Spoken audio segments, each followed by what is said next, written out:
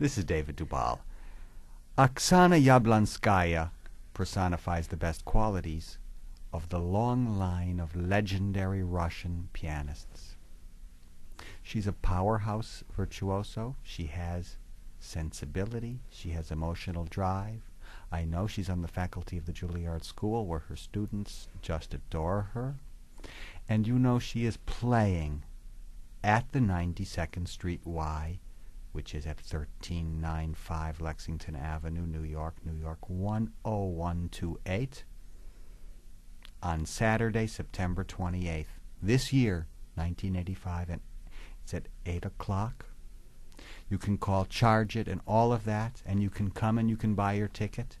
And I was supposed to speak to Oxana Yablonskaya. However, she called and said she is still in Europe, detained because extra concerts came up. Well, when extra concerts come to a concert pianist, you know they must play them. Well, she's not here, but you know who is here? A dear friend of mine and a personal representative of Yablonskaya, and she is Friede Rothe.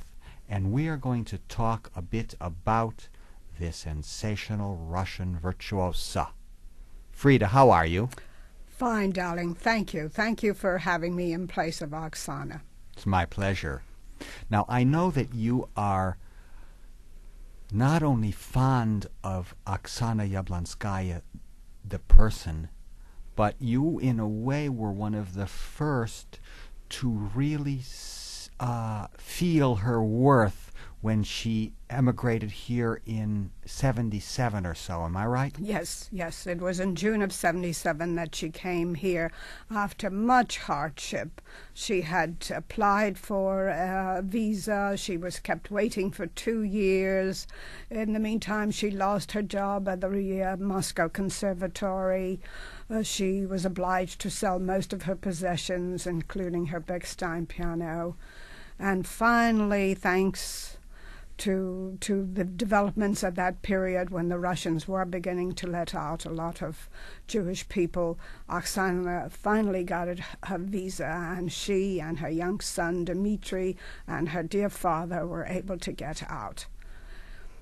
I met them here that summer, the fall after her arrival. When a dear friend of mine, who was a friend of Jenny Turrell's, as you remember, David, I had represented Turrell for many years, invited me to come and hear Oxana at her home. I heard her and thought, my God, here is the real thing. Not only blazing virtuosity, but a liquid legato. I know you admire that legato sound of hers. A liquid legato sound that was so beautiful. I said, this is she has to make it in America. Everyone will love her. And so I went about it. Mm-hmm. You want to know how? Of course I do. It's the classic technique of presenting an artist to managers. I called up a dear friend at Carnegie Hall. At that time, it was Stuart Warkow, if you remember. Sure. And I said, Stuart, I need Carnegie Hall for a couple of hours. I want to present a sensational Russian émigré pianist to a few managers. Please let me have the place and the piano. And he said, of course. So we set a date, and then I went about calling a few people. I only got 2 people in the management field to come. They were Bill Judd of the famous Judd Concert Bureau. You know that Bill represents Rudolf Serkin and other important artists. And I got almost Hirschbein to come down. Now, you know how difficult it is to get almost to come to anything. Yes, I've been talking about a lunch with him for about 14 years now. Exactly. It's not happened. He makes lunch dates and breaks them the day before. But he's a great man, so it doesn't matter. Absolutely, because he's really a very, very busy man. I understand that from being busy myself, and I think that, I broke about 43 years of lunches with you even. Yes, quite a number. Then when Omos arrived, I was delighted. I said, this will do it. And Oxana played beautifully. Bill Judd took her under his management. She's still there with him, doing very well, thank heavens. And Omos became her dear friend and presented her at the Y in 1980. Mm-hmm. And this will be her return engagement. Well, that is fantastic. So she's going to be playing this Saturday, and we're going to hear, Friede, a wonderful program that Yablonskaya is playing. And let me tell you what it is if you don't have the paper yourself. I know you do know it. It's that great rondo in A minor, where Mozart is just at his most patetico almost. And then a Beethoven sonata in D major, opus 10, number 3, and I must tell you, it has a slow movement, the greatest of all early slow movements. Absolutely. In fact, Brendel ranks it with the Hammerklaviers. Do you know that? Well, he can do that. It's a slow movement that begins to presage the slow movement of the Hammerklavier. Yeah, absolutely. I know that your favorite performer of Beethoven, and you're smiling now, you're gleaming, as a matter of fact, you're luminous, is your great friend Claudio Arrau, who you have been associated with since 1941, I believe. Yes. Yes. So when I say Beethoven, the eyes sparkle because for your blood, as you have told me, Beethoven is played best by Arrau. However, you cannot wait to hear Yablonskaya do Opus 10 number 3. But let me tell you about Arrau just now. He played last week in Berlin the Beethoven 3 with Muti and the Berlin Philharmonic, and the two of them had a 20-minute standing ovation. Well, think of it. I mean, that great man is that still... slow movement of the Beethoven 3, remember? That great man is still circulating the globe every day. I mean, he just is wondrous. So just your knowledge of Arrau alone, we could talk for hours. Indeed. Yeah. I'm going to get back to the Yablonskaya's program at the Y. I don't want to take away the shining light from her at this moment. Please, yes. And then she will play 4 songs without words of Mendelssohn. You know, Isidore Philippe said to Guillemard Novaes, don't neglect the Mendelssohn song without words. And that's why her recording existed. Yeah. How wonderful. And so we'll hear those, and then Scherzo from Midsummer Night's Dream, Rachmaninoff's transcription, and that will end the first half. And that, by the way, some say is the most difficult piece ever composed. Is it really? Yes. Tell me why. Well, Garrick Olson has told me on this program that he says... I've listened to it, and it doesn't seem to me all that hard. Doesn't seem that hard, but, they say it's just devastating. Is that so? Yeah. Well, yeah. All right. We should ask Yablonskaya her opinion. Yes. I must remember. Second half will be the Rachmaninoff Corelli variations, an important Rachmaninoff work of his later years, and then she will end with Scriabin's Etudes from Opus 8. There are 12, and she's going to play 6. Well, it's a marvelous program. I think I will go.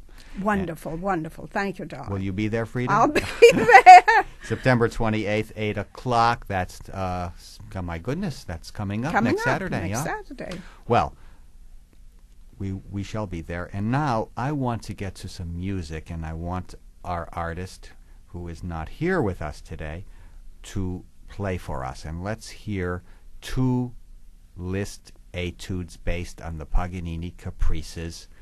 And the artist is Oxana Yablonskaya.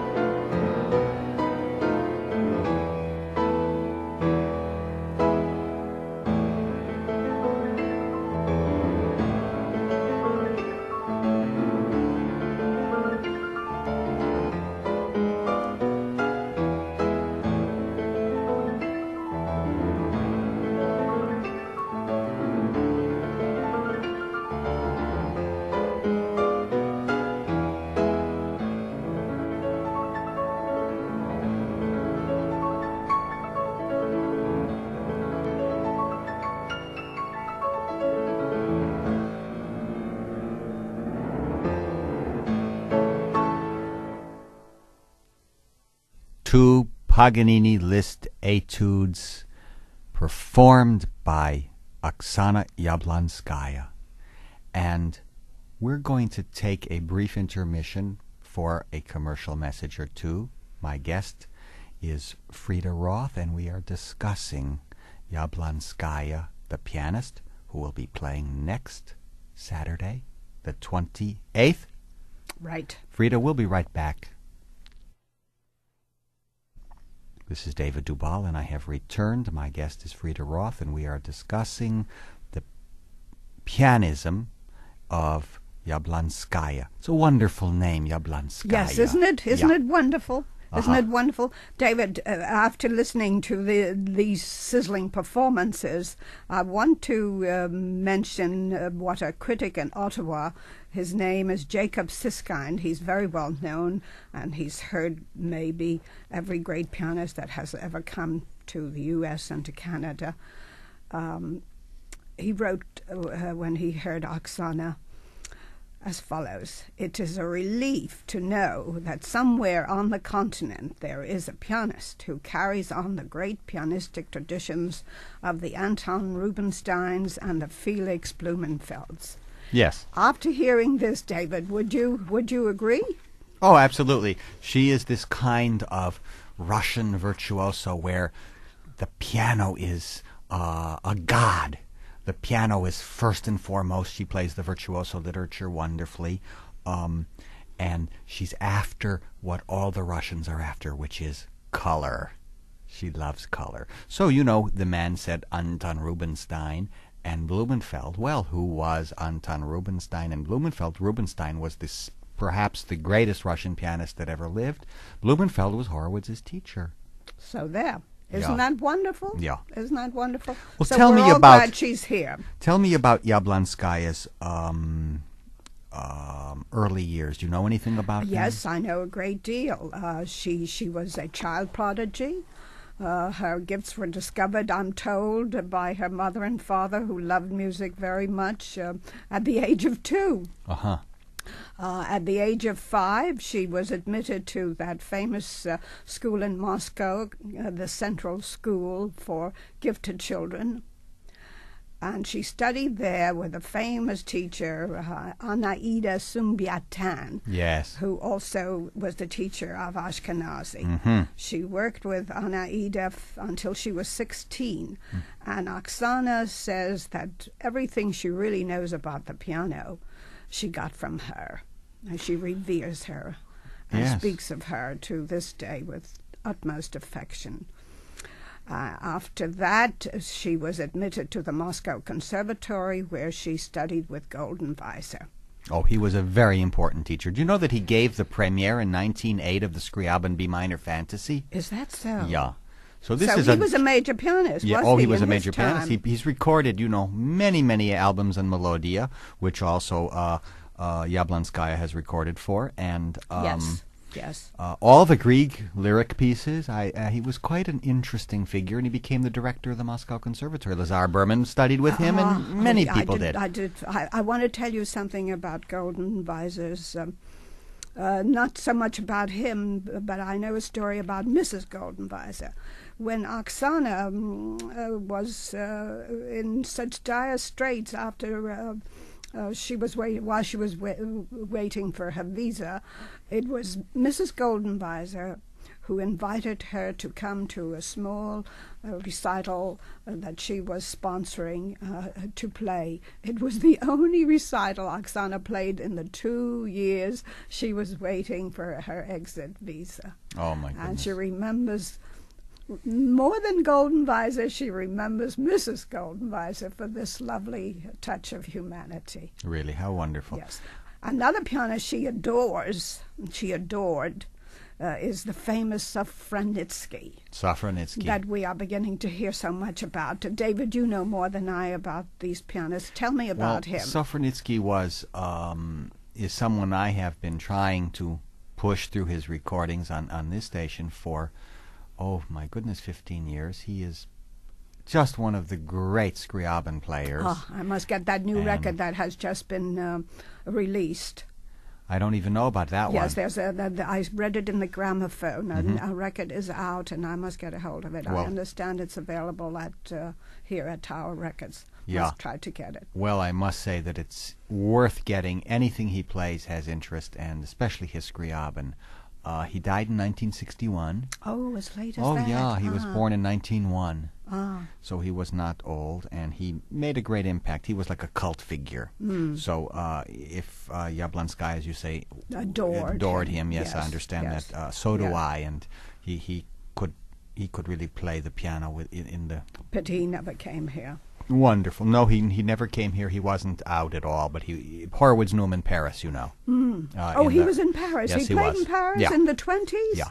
He was a very romantic figure, you know, who seemed to have an air of mystery about him. Yeah. And so, you know, Russian pianists have a certain allure for our audience today. And Yablonskaya is a wonderful stage personality herself, you know, with a certain brand quality. Yeah, she comes out looking like a Greek goddess. She really does. Well, we're going to hear her on Saturday, and I am talking to Friede Rothe, who is her personal representative. Oxana Yablonskaya was supposed to be on the program, but some concerts that she that came up at the last moment, she wanted to play in Europe. So she'll be back for her concert at the Y, which is where? 92nd Street? 92nd Street and Lexington. Famous Yes, Y. Everybody knows certainly the is. Y. Let's hear, Friede, if you don't mind, another performance on a Connoisseur Society album by Yablonskaya, and it will be one of the transcriptions that Liszt made of a Schubert song, and it is absolutely gorgeous. It's Auf dem Wasser zu singen. It's a beautiful piece. Let's hear Yablonskaya.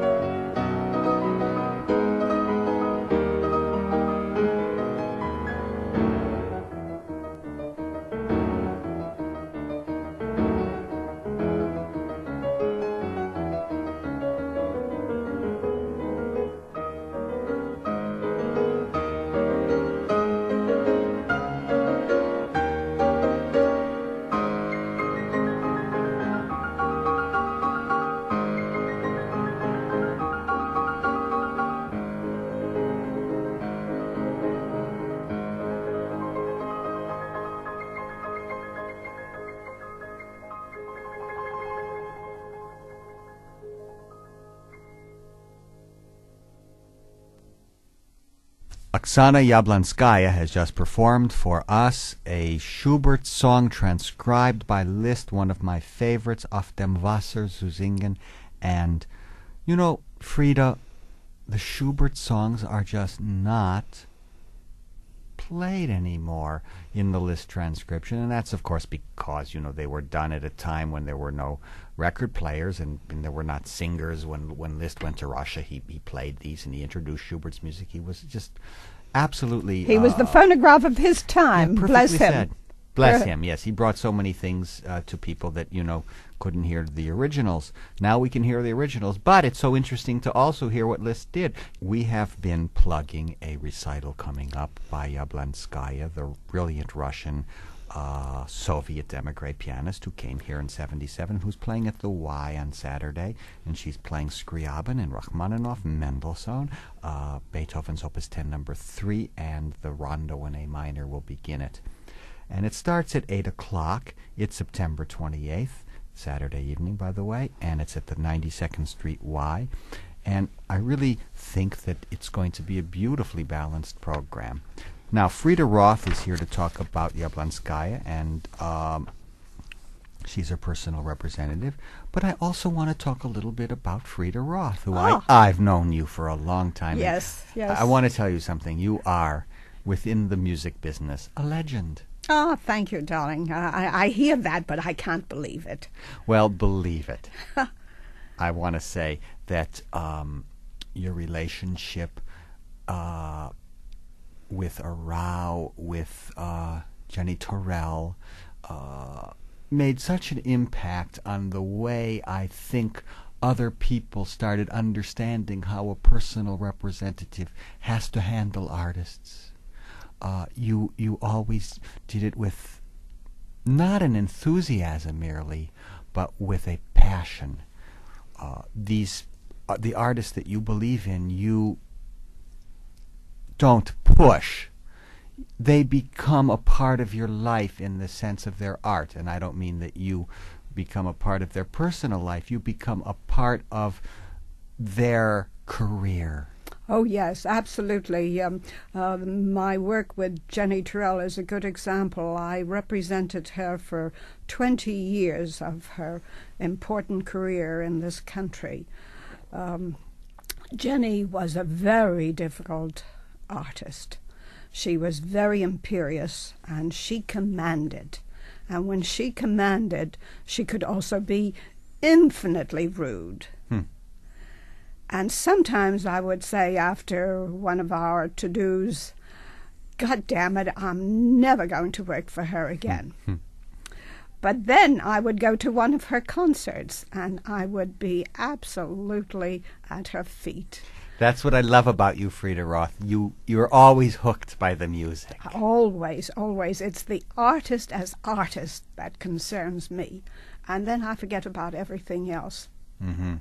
I understand that very well. And what does a personal representative do, and what should he or she do actually to be a go-between between the artist and the whole outside world, including his management? Yeah. Well, I once said to someone that if only a Friede Rothe appeared in my life, I too would be a great man. And I'm serious. Every artist should have a Friede Rothe. In fact, if they don't, I think they're in trouble.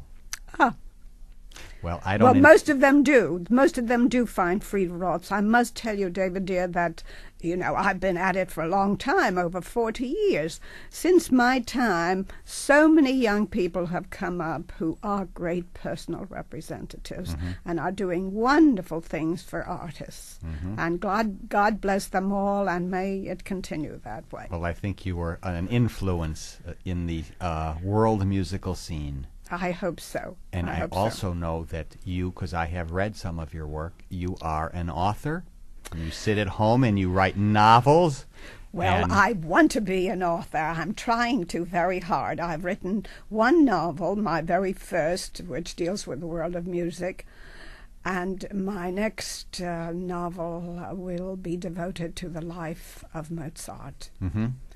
And that, I think, is the greatest story in the world. And if anybody could sit down and describe this man's life and his tragic end and everything he produced and the place he occupies in the world today in the realm of art and culture, well, that person must have some talent. I don't know if I have it, but I'm going to try because it'll occupy me for the rest of my life. Friede, I wish you the best of luck, and I certainly hope your novel is published soon. I hope a publisher grabs it. Well, it's going the rounds, David. It's had 9 rejections, and I'm not upset because I heard recently that some of the best authors have been rejected over and over and over. So we'll continue. Think that the greatest novel ever written, in the sense of sales at least, was Gone with the Wind,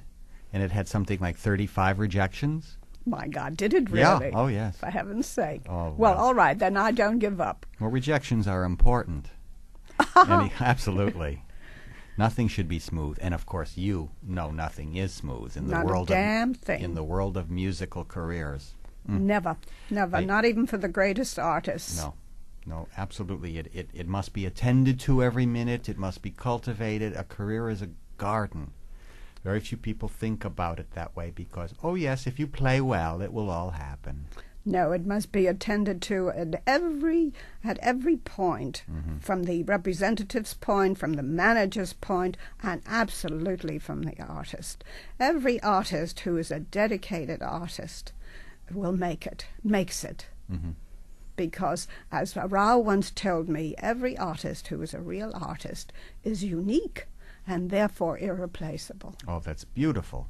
We are here talking about many subjects. One of them, and the most important at this moment, is Oxana Yablonskaya's recital on the 28th, Saturday night, 8 o'clock at the 92nd Street Y. And we are listening. Oksana herself can't be here. She's playing in Europe right now. And we are listening to her play. And let's hear another Schubert song from her Connoisseur Society album, which won the Grand Prix du Disque or something like that. No, let's not hear a Schubert song, Friede. I'm in the mood for some fireworks.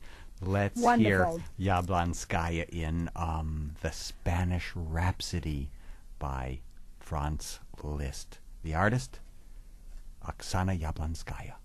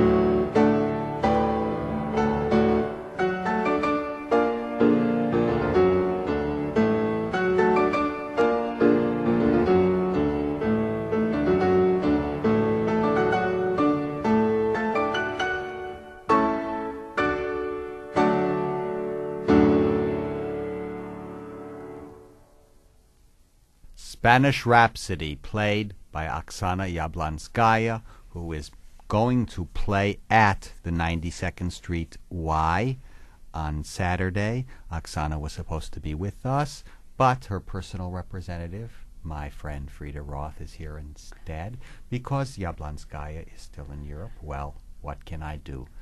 I think I met her once. I think I'll try to come to that concert on the 28th. Please come. You've met her at the Juilliard, of course. Yes. But I've never spoken to her. I was looking forward to speaking to her, but I'm absolutely delighted to see you. Thank you, darling. You know, she came to the United States in '77, and she had, long dreamed of leaving Russia, and she's fulfilled that dream because she has now played in 27 countries. And sometimes it's better to leave home, Yes. She's really fulfilled her dream. She's been through the United States from one end to the other. She's been to Europe, where she spends a good deal of her time because her husband works in the Cologne Orchestra, the Gertzenich Orchestra. He's a fine violist. Mm-hmm. Her son is a cellist, a prize-winning cellist. They often make chamber music at home. Isn't that wonderful to have a whole family making music together? Oh, yes. Friede, wonderful seeing you. And well, happy to be here. I want you to be well. Keep writing your novels, and good luck on your Mozart book. I expect that to be done. And 10 years. Okay, I'll wait. And this is David Dubal. Thank you for listening.